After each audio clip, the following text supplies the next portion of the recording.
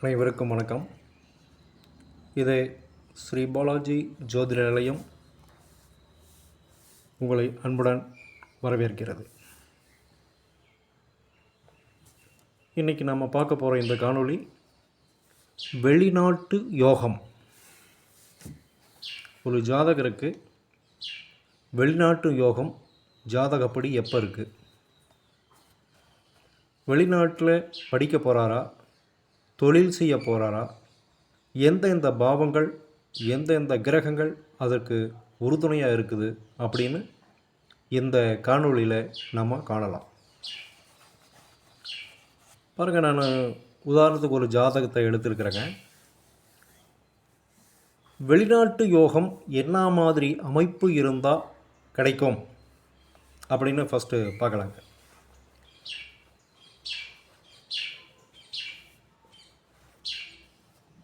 லக்னாதிபதி 8ஆம் இடத்துக்கு போய்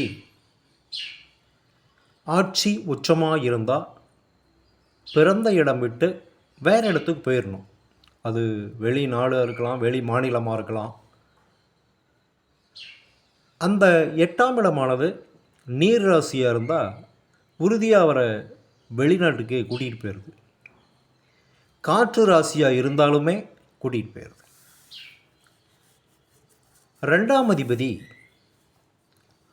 9ஆம் அதிபதியோடு சேர்ந்து நீர் ராசியில் இருக்கும்போதும் அந்த மாதிரி அமைப்பு வெளிநாட்டுக்கு அமைப்பு ஏற்படுகிறது. 2ஆம் அதிபதி 6ஆம் அதிபதியோடு சேர்ந்து இருக்கும்போதும் அந்த 2ஆம் அதிபதியும் 6ஆம் அதிபதியும் சேர்ந்து நீர் ராசியில் இருக்கும்போது அல்லது காற்று ராசியில் இருக்கும்போதும் இந்த அமைப்பு உண்டாகிறது. 6ஆம் அதிபதியும் 10ஆம் அதிபதியும் பரிவர்த்தனை ஏற்படும் போதும் அதில் ஏதாவது ஒன்று இந்த 6ஆம் இடமோ அல்லது 10ஆம் இடமோ நீர் ராசியாக இருந்தது அப்படின்னா கடல் கடந்து வெளிநாட்டுக்கு போகிறது யோகம் இருக்குது.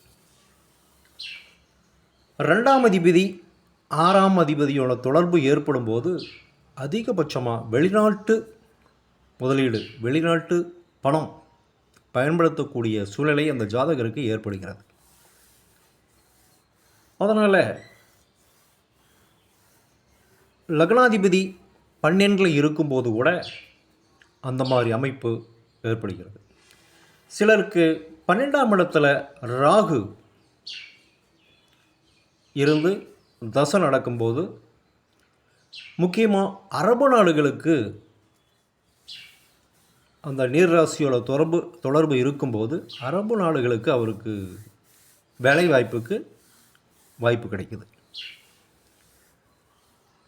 இது எல்லாமே இந்த ஜாதகத்தினுடைய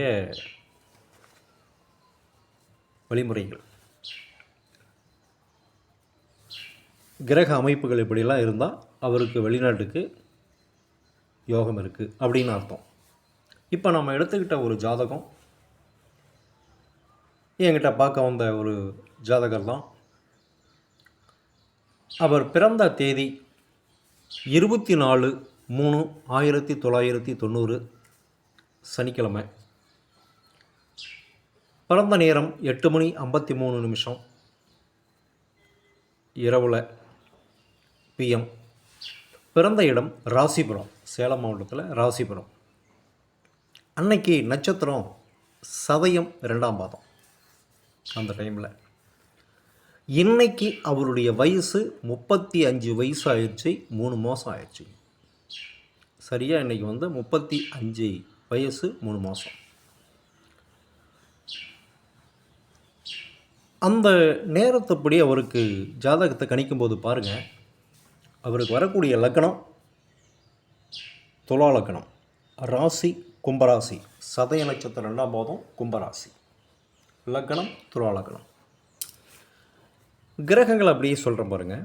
3ஆம் இடத்துல மாந்தி, 4ஆம் இடத்துல செவ்வாய் உச்சம், சுக்கிரன், சனி ஆட்சி, ராகு,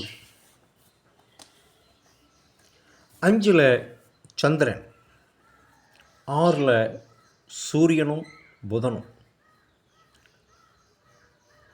9ல் குரு, 10ல் கேது. இது நவாம்சம். நவாம்ச லக்னமாக கும்பம், ரிஷபத்தில் செவ்வாய் மந்தி, கடகத்தில் ராகு, சிம்மத்தில் சுக்கிரன், துலாத்தில் சூரியன் நீச்சமாக இருக்கிறார். இங்கே சூரியன் குரு வீட்டில் இருக்கிறார், இங்கே சூரியன் நீச்சமாயிட்டார். விருச்சிகத்தில் புதன், தனுசில் குரு, மகரத்தில் சந்திரன், சனி, கேது இந்த அமைப்பில் பிறந்திருக்கார். பிறக்கும்போது அவருக்கு ராகு திசை 12 வருஷம் நடக்குது. 12 வருஷம் ராகு திசை. ராகு நிற்கிற அந்த சாராம்சம் கீழே அப்படியே கொடுத்துருக்கேங்க, உங்களுக்கு ரொம்ப பயன்படும் அப்படிங்கிறதுனால பாருங்கள். ராகு நிற்கிறது சந்திரனுடைய சாரம். சந்திரன் பாருங்கள், இந்த லக்னத்துக்கு 10ஆம் அதிபதி சந்திரன். அந்த சந்திரன் வந்து தேய்பிரை சந்திரன், அமாவாசைக்கு பக்கமாக இருக்கிற அந்த சந்திரன். அதனால் படிப்பு வந்து ஒரு பெரிய இது அப்படிலாம் இல்லை. சின்ன வயசில் ஒரு 7வது படிக்கிற வரையிலுமே ஒரு பெரிய ஒரு மாற்றமெல்லாம் ஒன்றும் இல்லை. 12 வயசுல ராகுதசை நடக்குது. குடும்பம் பொதுவாகவே ராகுதசை நடக்கும்போது படிப்பில் தடையே ஏற்படும். ஆனால் இந்த ராகு வந்து மகர ராகு, படிப்பில் தடை ஏற்படல. ஆனால் குடும்பத்தில் பொருளாதார சிக்கல், கொஞ்சம் பிரச்சனைகள் இந்த மாதிரிலாம் இருந்தது. அதுக்கு அடுத்தது 28 வயசு வரலுமே அவருக்கு வந்து குருதசை. 2019 வரையிலும் அவருடைய 28 வயசு வரையிலுமே குருதசை நடக்குது. அந்த குரு நிற்கிற சாரம் பாருங்கள், அவர் ராகு சார். அதனால் இந்த லக்னத்துக்கு குரு பவர் தான். அதாவது 3க்கும் 6க்குமான அதிபதி பவர் 9ல் இருக்கிறார். இந்த லக்னத்தினுடைய 9ல் இருக்கிறார். அந்த 9ஆம் அதிபதி 6ஆம் இடத்துல. அதனால் குருவும் புதனும் 6ஆம் அதிபதியும் 9ஆம் அதிபதியும் பரிவர்த்தனை. நான் ஏற்கனவே ஒரு ரூல் சொன்னேன். 6ஆம் அதிபதியும் 9ஆம் அதிபதியும் பரிவர்த்தனை இருக்கும்போது வெளிநாட்டு யோகமாக இருக்குது. ஏன்னா அதில் ஒரு கிரகம் நீர் ராசி. இங்கே புதன் 9ஆம் அதிபதி புதன் நீர் ராசியில் இந்த பாதகாதிபதியோடு சேர்ந்துருக்கிறார். இந்த லக்னத்துக்கு பாதகாதிபதி. அதனால் இந்த டைம்லேயே இந்த குரு திசையிலேயே இவருக்கு 28 வயசுக்குள்ளேயே 22 வயசில் டிகிரி முடிக்கிறார். டிகிரி முடித்த உடனே வெளிநாட்டுக்கு இந்த குரு திசையிலேயே முயற்சி பண்ணுறார். அதற்கு அடிப்படையாக அவருடைய குருதசை செவ்வாய் புத்தியில் 2016 பாருங்கள், குருதசை செவ்வாய் புத்தி, குருதசை செவ்வாய் புத்தி, குருதசை செவ்வாய் புத்தியில் 2016 இந்த லக்னத்துக்கு குரு 9ஆம் இடத்தில் இருக்கிறாரு. செவ்வாய் 2க்கும் 7க்குமான செவ்வாய் உச்ச நிலையில் இருக்கிறார். அவருக்கு வேலை கிடைக்குது. சென்னையில் போய் வேலை செய்கிறார். 2016 சென்னையில் இருந்துக்கிட்டு இந்த 6க்கும் 9க்குமான பரிவர்த்தனை இருக்கிறதுனால அவர் வெளிநாட்டுக்கு அந்த முயற்சியை தொடர்ந்து பண்ணிக்கிட்டே இருக்கிறாரு. 2019 அவர் குரு திசையில் ராகு புத்தியில், அந்த ராகு பாருங்கள் மகரத்தில் தான் இருக்கிற சந்திரன் சாரம். சந்திரன் வந்து 10ஆம் அதிபதி. அதனால் தொழில் விஷயமாக அவர் செல்கிறார். குருவில் ராகுல, குரு திசையில் ராகு புத்தியில் குரு ராகு 6-8 இருந்தாலும் குரு நிற்கிற சாரம், குரு நிற்கிற சாரம் ராகு சாரம், ராகு நிற்கிறது சந்திரன் சாரம் 10ஆம் அதிபதி. அதனால் தொழில் விஷயமாக, தொழில் வேலைக்காக அவர் வெளிநாடு போயிடுறார். பாருங்கள், லக்னாதிபதி சுக்கிரன் 4, 2ஆம் அதிபதி செவ்வாய் 4, 4க்கும் 5க்குமான அதிபதி 4 ராகுவோடு. இங்கே இருக்கிற ராகு அதிகமாக ஒன்றும் மகர ராகு கெடுக்கிறது இல்லை.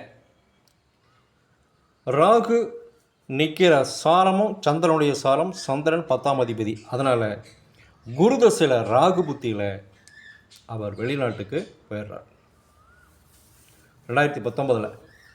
இன்னைக்கு வயசு வரலுமே அவர் அங்கே தான் இருக்கிறார். இதுக்கு பாருங்கள், இந்த 4 கிரகங்கள் இங்கே இருக்குது இல்லையா, அது மட்டும் இல்லை. இவர் ஆக்சுவலாக திருமணத்திற்காக என்கிட்ட வந்தாங்க, அப்பா அம்மா வந்தாங்க. இந்த 4 கிரகங்களும் பாருங்கள், லக்னாதிபதி 4ஆம் இடத்துல இருக்கிறது நல்லதுதான். ஆனால் கூட செவ்வாய் சனி, இதில் சுக்கிரனும் ராகுவும் பாரு 3 டிகிரி, ராகு 290, சுக்கிரன் 293, 3 டிகிரி வித்தியாசத்தில்.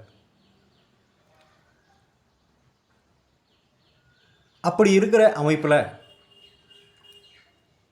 இவருக்கு இன்னைக்கு நடந்துக்கிட்டு இருக்கிறது சனி திசையில் கேது புத்தி நடக்குது. குரு திசையெல்லாம் போய் குரு திசையில் வெளிநாடு போயிட்டார். இன்றைக்கி சனி திசையில் கேது புத்தி நடக்குது. இந்த லக்கணத்துக்கு சனி பாருங்கள், 4க்கும் 5க்குமான அதிபதி. சனி நிற்கிறது சூரியனுடைய கால், நல்லா பார்க்கணும். சனி நிற்கிறது சூரியனுடைய கால். சூரியன் அந்த லக்கணத்துக்கு பாதகாதிபதி. அவர் இங்கே இருக்கார், அந்த வெளிநாட்டு யோகம் கொடுக்கக்கூடிய 6ஆம் இடத்துல இருக்கிறார். வெளிநாட்டு யோகம் கொடுக்கக்கூடிய 6ஆம் இடத்துல சனி திசையில் கேது புத்தி. கேது 10 தொழில், அந்த யார் வீட்டில், சந்திரனுடைய வீட்டில். சந்திரன் தனக்கு 8. அதனால் இந்தியாவுக்கு வந்தால் தானே திருமணம், இப்போ திரும்பி வர முடியல. அதனால் சனி திசையில் கேது புத்தி 2/9/2016, 2/9/2016 வரையில் உங்களுக்கு சனி திசையில் கேது புத்தி இருக்குது. அது வரையில் அவருக்கு திருமணம் இல்லை அப்படின்னு உறுதியாக சொல்லிடலாம்.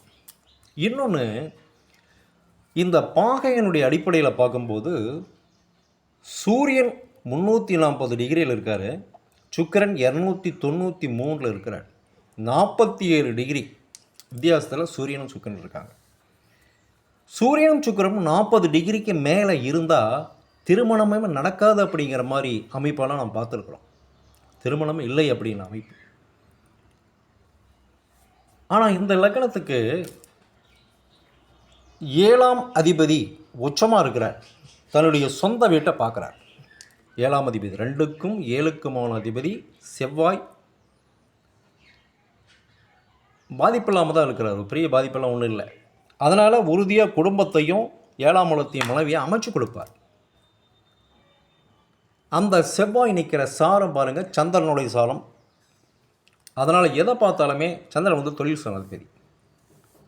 தொழிலுக்கு தான் முன்னுரிமை கொடுக்குத ஒழிய இல்வாழ்க்கைக்கு முன்னுரிமை கொடுக்கல. அதனால் இந்த கேது திசை வரையிலும் உறுதியாக இல்லை அப்படின்னு தான் சொல்லணும். இன்னும் ஒரு வருஷம் 2/9/2016 வரையிலும். அதுக்கப்புறம் வரக்கூடிய சனி திசையில் கேது புத்தி 2025 சனி திசையில் கேது புத்தி 17/11/2025 வரையிலும் நடக்குது. இந்த கேது முடிஞ்சு வரக்கூடிய சுக்கிர புத்தியில் தான் இவருக்கு திருமணம் நடக்கும். இந்த கேது முடிஞ்சு வரக்கூடிய சுக்கிர புத்தி, அந்த சுக்கிரனுக்கிறது செவ்வாயினுடைய சாரம். 2க்கும் 7க்கும் அதிபதியான செவ்வாயினுடைய சாரம். அந்த டைமில் உறுதியாக கல்யாணம் நடந்துடும் அப்படின்னு சொல்லி அனுப்பிச்சிருக்கிறேன். எனக்கு ஃபோன் பண்ணுறேன்னு சொல்லியிருக்கிறாங்க. அமையும் போது இந்த யோகாதிபதியாக வேற இங்கே சுக்கிரனை வரார். இந்த லக்னத்துக்கு யோகாதிபதி சுக்கிரன். அதனால் உறுதியாக கல்யாணம் பண்ணி வச்சுருவார். ஒன்றும் கவலைப்படாமல் போங்க, அவர் லக்னாதிபதியாகவும் இருக்கிறாரு அப்படின்னு சொல்லி அனுப்பிச்சிருக்கேன். இப்போ வரமாட்டார், ஏன்னா சனியில் கேது 11/25 வரலாம் வரத்துக்கு வாய்ப்பு இல்லை. அதுக்கடுத்து வரக்கூடிய சுக்கிர புத்தியில், சனி தசை சுக்கிர புத்தியில் வருவார். கல்யாணம் பண்ணிவிடுங்க அப்படின்னு சொல்லி அனுப்பிச்சிருக்கேன். அதனால் இந்த வெளிநாட்டு யோகம், அதுதான் நம்ம முதல் கான்செப்டில் தானே அப்படிங்கிறது பாருங்கள். லக்னாதிபதி விரயமேறினாலும் இங்கே ஆட்சி உச்சமாக இந்த மாதிரிலாம் இருக்கும்போது விரயத்தில் அந்த நீர் ராசியோடு காற்று ராசியோட தொடர்பு ஏற்படும் போது வெளிநாட்டு யோகம் ஏற்படுகிறது. 2ஆம் அதிபதி 6ஆம் அதிபதியோட தொடர்பு ஏற்படும் போது அதனுடைய சாரத்திலேயே அல்லது பரிவர்த்தனையில் எப்படியாவது தொடர்பு ஏற்படும் போது அதில் ஏதாவது ஒரு ராசியானது காற்று ராசியோ நீர் ராசியோ இருக்கும்போது தொடர்பு ஏற்படுகிறது, வெளிநாட்டு தொடர்பு. 6ஆம் அதிபதியும் 9ஆம் அதிபதியும் இங்கே பாருங்கள் பரிவர்த்தனை. இந்த மாதிரி பரிவர்த்தனை ஏற்படும் போதும் அதில் ஒன்று நீர் ராசியாக ஒன்று காற்று ராசியாக இருக்கிறதுனால டக்குன்னு ஈஸியாக அவர் 2019 வெளிநாடு போயிட்டார்.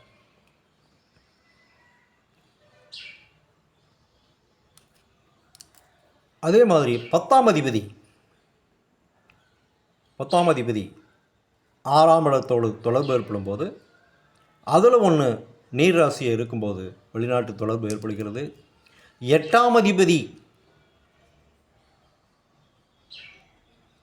2ஆம் அதிபதியோடு தொடர்பு ஏற்பட்டு அந்த 8ஆம் அதிபதி நல்ல ஸ்ட்ராங்காக இருக்கும்போதும் வெளிநாடு யோகம் ஏற்படுகிறது. அது இல்லாமல் நமக்கு ஒரு பழமொழி நமக்கு இந்த ஜாதகத்தில் ஒன்று இருக்குது. ஓடுறவனுக்கு 9ஆம் இடத்துல குரு அப்படிம்பாங்க. ஓடுறவன் அப்படின்னா என்ன அர்த்தம்? வெளிநாட்டுக்கு ஓடுறான், வெளி மாநிலத்துக்கு ஓடுறான், வெளி ஊருக்கு போடுறான் அப்படின்னு அர்த்தம். அப்படி இந்த லக்கணத்துக்கு பாருங்கள், 9ஆம் இடத்துலையே குரு இருக்கிறார், ராகு சாரத்திலேயே நிற்கிறார். அதனால் இந்த 4ஆம் இடத்துலையும் ராகு நிற்கிற இந்த 4ஆம் இடத்துலையும் செவ்வாய் சனி எல்லாமே நல்லா, செவ்வாய் நல்லா ஸ்ட்ராங்காக இருக்கிறாரு, சனியும் நல்லா ஸ்ட்ராங்காக இருக்குது. எல்லாமே பாருங்கள் தொழில் ஸ்தானத்தை பார்க்குறாங்க. அதனால் தொழில் அவருக்கு நல்ல முன்னேற்றம், நல்ல வருமானம் இருக்குது. வெளிநாடு போய் நல்ல வருமானம் இருக்குது, சம்பாரிச்சிக்கிட்டு இருக்கார். அடுத்த வருடம் இவருக்கு திருமணம் நடக்கும் அப்படின்னு சொல்லி அனுப்பிச்சிருக்கேன். அதில் வரும்போது எனக்கு ஃபோன் பண்ணி தகவலும் சொல்கிறேன்னு சொல்லிட்டுருக்கிறாங்க. பார்ப்போம் எப்படி நடக்குது. அதையும் நான் உங்களுக்கு காணொலியில் காட்டுறேன். அதனால் இந்த வெளிநாட்டு யோகம் அமைப்பு அப்படிங்கிறது இந்த மாதிரி இந்த நுணுக்கங்கள் எல்லாமே இருந்தது அப்படின்னா அந்த ஜாதகர் வெளிநாட்டுக்கு போகிறதுக்கு நல்ல வாய்ப்பு இருக்குது. எல்லாம் வல்ல இறைவன் இந்த காணொலியை பார்க்கின்ற அனைவரும் நெடோடி வாழ வாழ்த்தி விடைபெறுகிறேன். நன்றி, வணக்கம்.